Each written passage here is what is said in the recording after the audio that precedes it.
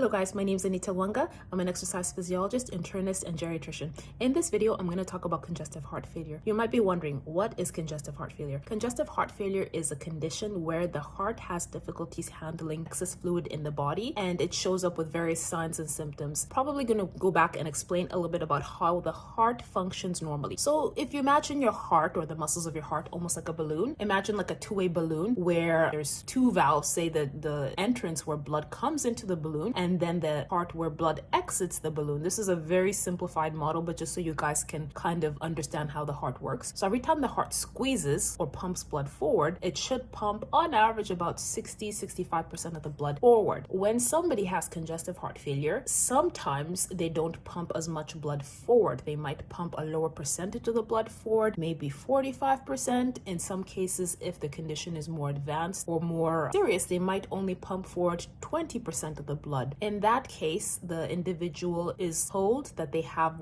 what we call systolic congestive heart failure because the heart is too stretched out. In simple terms, it's not actually like this, but the muscles of the heart don't squeeze properly to pump the proper amount of blood forward. There is another form of heart failure called diastolic dysfunction. In this condition, the muscles of the heart are too stiff to handle the fluid, and in that case as well, blood is pumped forward, probably 60%, but if somebody's retaining a little bit more water than usual, say they ate a salty meal, and whenever we eat salt, we retain more water, the body will have trouble handling that excess fluid, and they'll have signs and symptoms of congestive heart failure. Besides these two types of heart failure, there are other conditions where, say, abnormal proteins deposit in the muscles of the heart, and again, the body has trouble handling the fluid and pumping the blood forward the way it should. It might still pump forward the same amount, but the heart is not functioning the way it should in terms of its squeezing power. In the next video, I'm going to talk about some of the signs and symptoms that an individual with congestive heart failure might have. If you're interested in hearing about it, stay tuned in for the next video. Bye-bye for now.